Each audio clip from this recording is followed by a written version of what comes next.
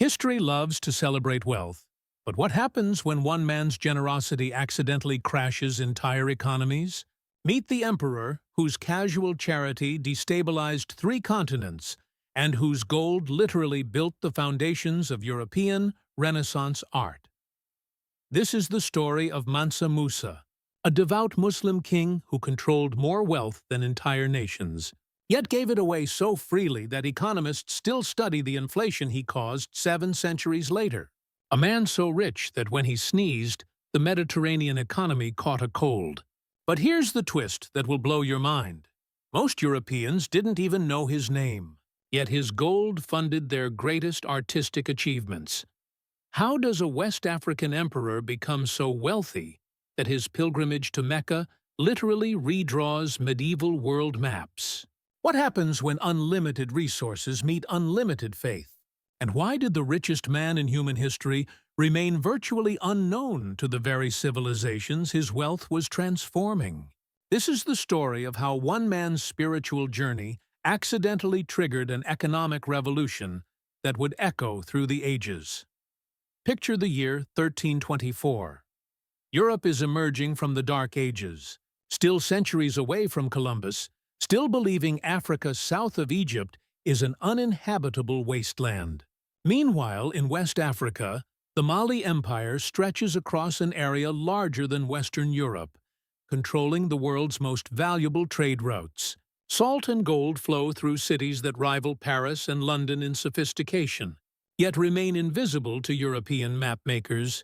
Into this world steps Mansa Musa, 10th Emperor of Mali, ruler of 40 million people, controller of half the world's gold supply.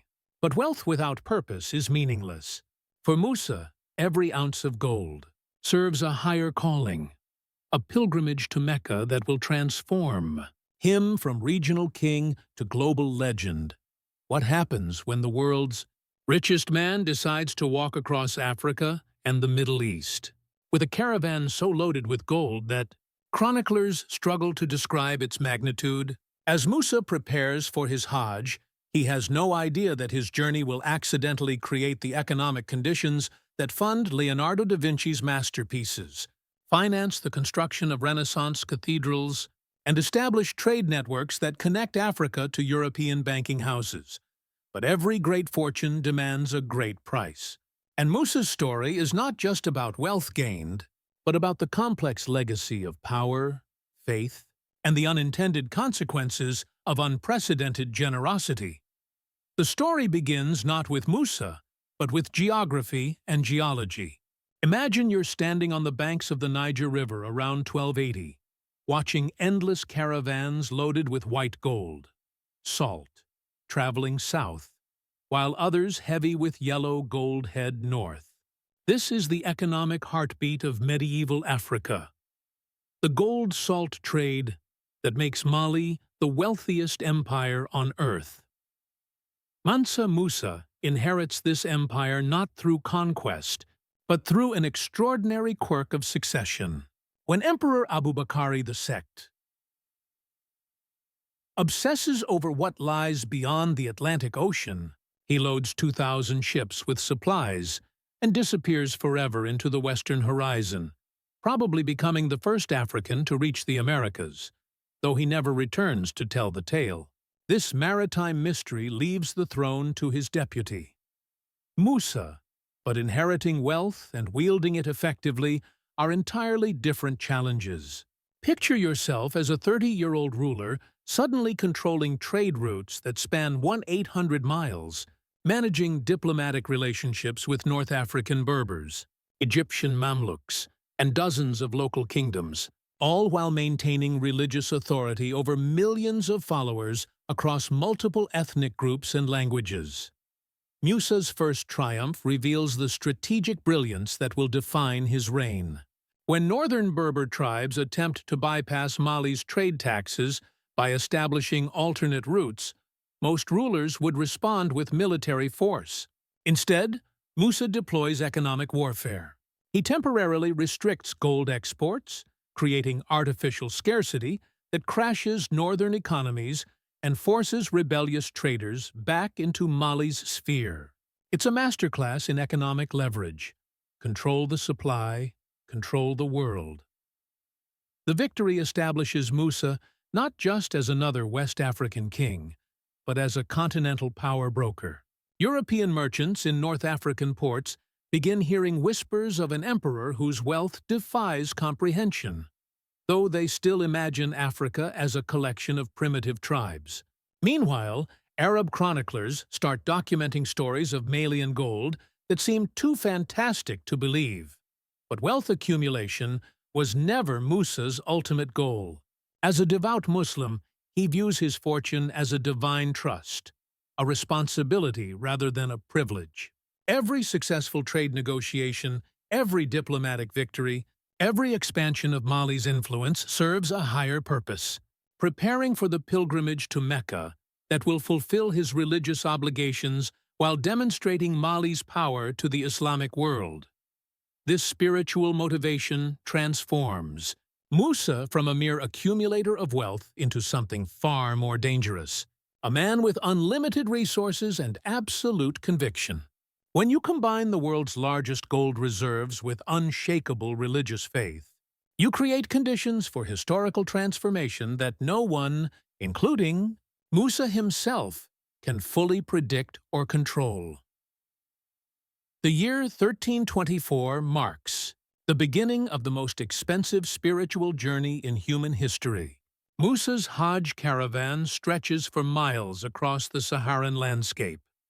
60,000 people, including soldiers, merchants, scholars, servants, and slaves, plus 80 camels each carrying 300 pounds of gold dust. To put this in perspective, imagine a single individual today traveling with $400 billion in liquid assets, distributing wealth as casually as others distribute business cards. But this isn't mere ostentation, it's calculated diplomacy. Medieval pilgrimage routes function as information superhighways where political intelligence, trade agreements, and cultural exchanges happen alongside spiritual observances. Musa understands that his caravan's magnificence serves multiple purposes, demonstrating Mali's power, establishing diplomatic relationships, and creating economic partnerships that will benefit his empire for generations. The caravan's first major stop, the Egyptian capital of Cairo, provides a perfect case study in Musa's strategic brilliance. The Mamluk Sultanate controls Egypt through military might, but their economy depends heavily on Mediterranean trade and tribute from vassal states. When Musa arrives with wealth that dwarfs the Sultan's treasury, he doesn't demand submission. He offers partnership.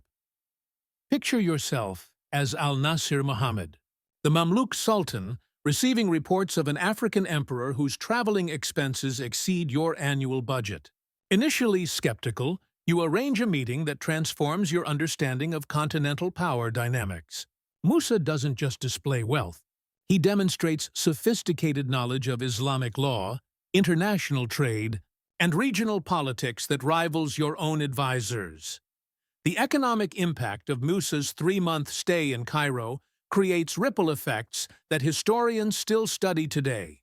His generous distribution of gold, paying premium prices for supplies, giving lavish gifts to officials, providing charity to common citizens, injects so much precious metal into the Egyptian economy that gold prices crash for over a decade.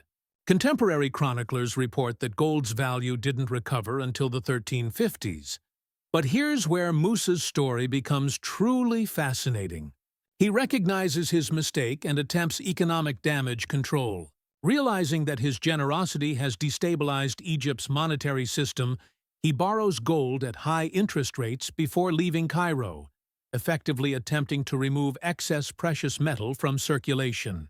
This level of economic sophistication from a 14th-century ruler demonstrates intellectual capacity that rivals modern central bankers. The journey continues through the Sinai Peninsula, where Musa's caravan encounters European merchants for the first time. These traders, primarily Venetians and Genoans operating out of Alexandria, suddenly find themselves negotiating with an African emperor whose casual spending power exceeds their entire trading company's capital reserves. Word spreads back to European banking houses. Somewhere in Africa exists wealth that could transform international commerce. Mecca itself provides the spiritual climax of Musa's journey, but also creates lasting diplomatic relationships with pilgrims from across the Islamic world. Persian merchants, Central Asian traders, Indian Ocean navigators all encounter Mali's emperor and recognize opportunities for future collaboration. These connections establish trade networks that funnel African gold through Islamic commercial centers directly into European markets.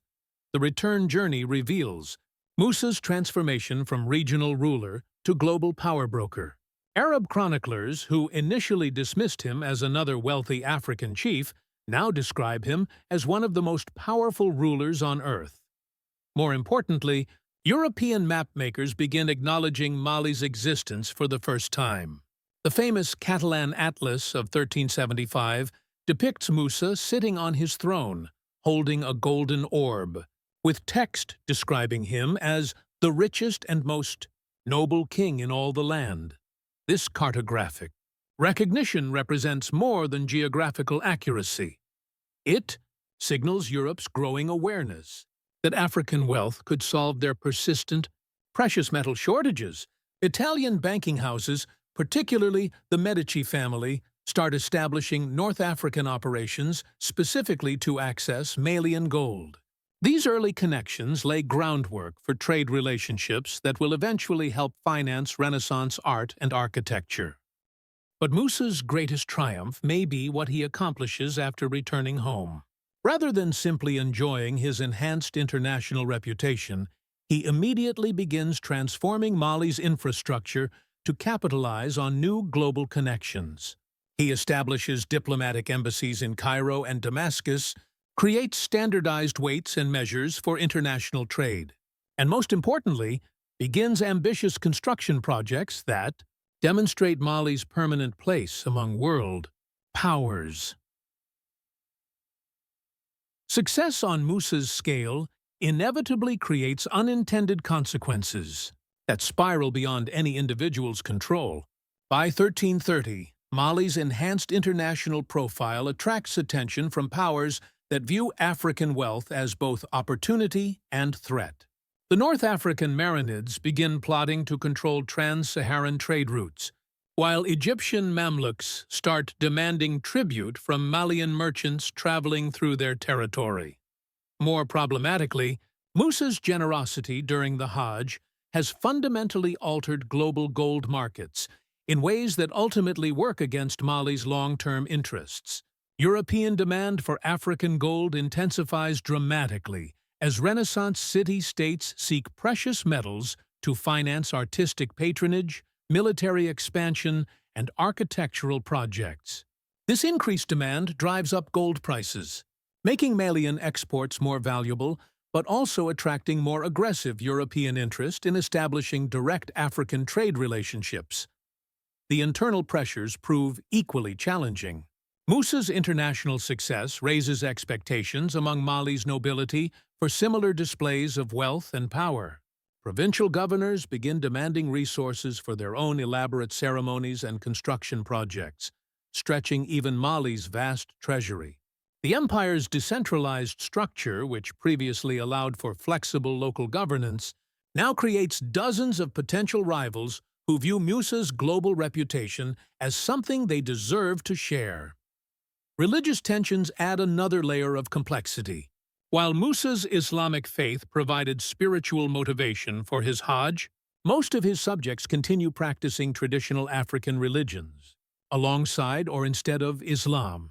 His enhanced status as an international Muslim leader creates pressure to enforce religious orthodoxy that threatens Mali's historically tolerant approach to spiritual diversity. Local chiefs who previously enjoyed autonomy now face demands for Islamic conversion that strain traditional political alliances. The economic consequences of Musa's generosity also create domestic inflation that mirrors the problems he caused in Egypt.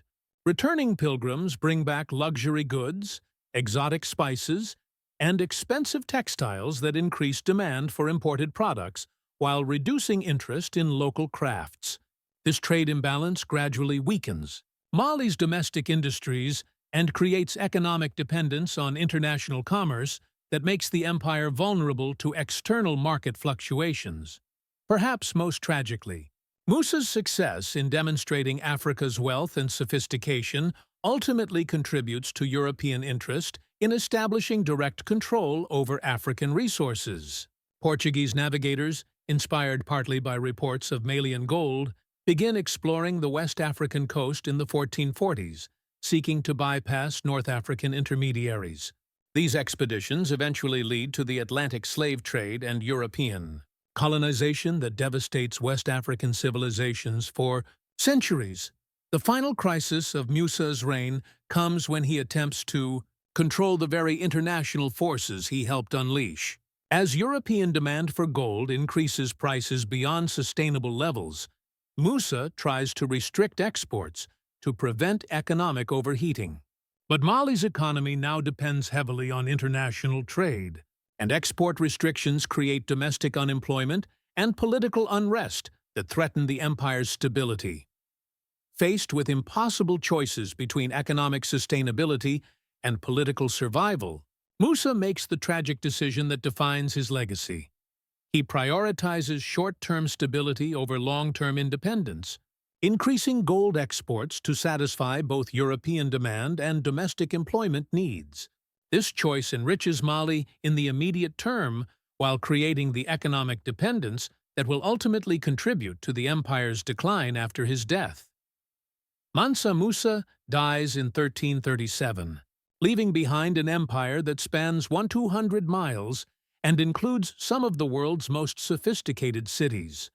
Timbuktu, with its renowned university and libraries, Diene with its architectural marvels, and Gao with its thriving international markets.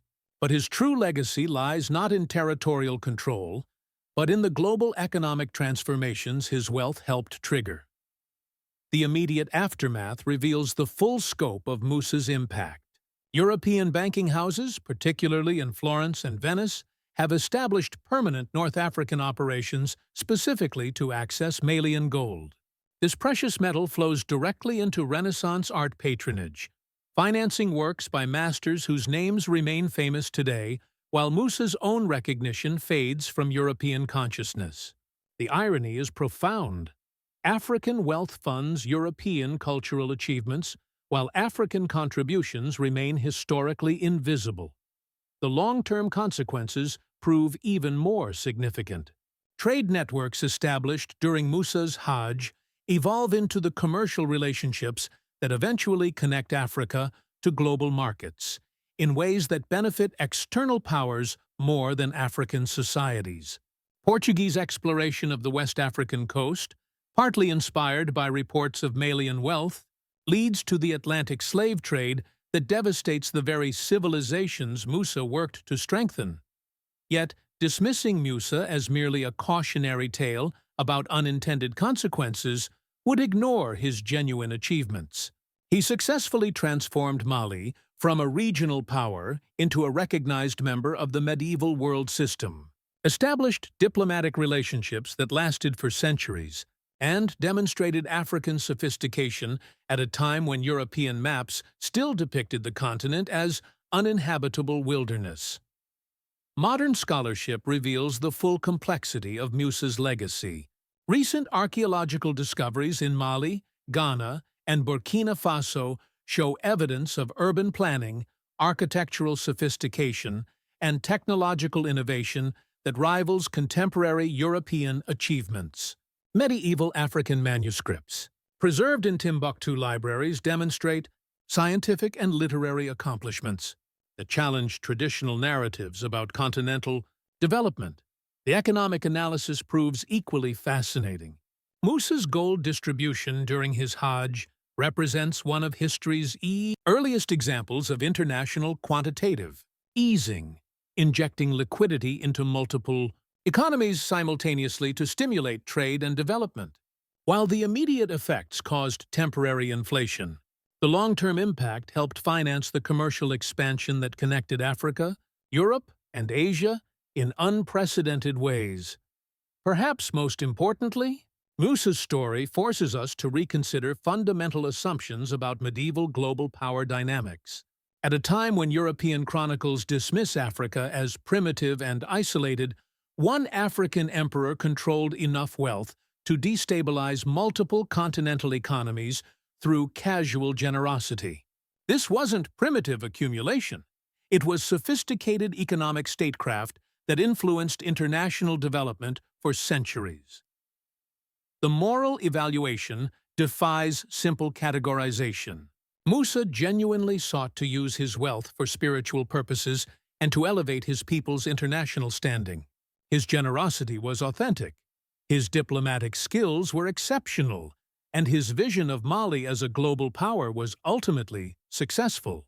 Yet these same qualities created vulnerabilities that external forces exploited to Africa's long-term disadvantage. What would you have done in Musa's position? When unprecedented wealth meets genuine faith, when international success attracts dangerous attention, when generosity creates unintended consequences, these dilemmas remain relevant today as global economic inequality continues creating similar tensions between wealth, power, and responsibility. Modern parallels abound in contemporary discussions about billionaire philanthropy, resource extraction from developing nations, and the complex relationships between economic development and cultural preservation. Musa's story reminds us that individual actions, however well-intentioned, occur within systems that can amplify both positive and negative consequences beyond any person's ability to predict or control. The ultimate question isn't whether Mansa Musa was hero or villain, but whether his story teaches us anything useful about navigating the responsibilities that come with exceptional resources and influence.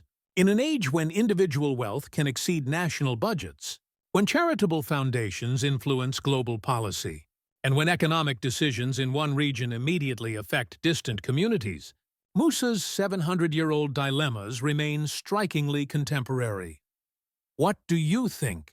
Was Musa's Hajj an act of faith that accidentally triggered historical transformation, or a calculated display of power that achieved exactly what he intended? Should wealthy individuals prioritize immediate generosity or long-term structural change? And in our interconnected world, how do we balance personal conviction with global responsibility? Let us know your thoughts in the comments. And if this incredible story of Africa's richest emperor amazed you, subscribe for more hidden histories that challenge everything you thought you knew about the past. Because sometimes the most important stories are the ones that powerful people preferred you never heard.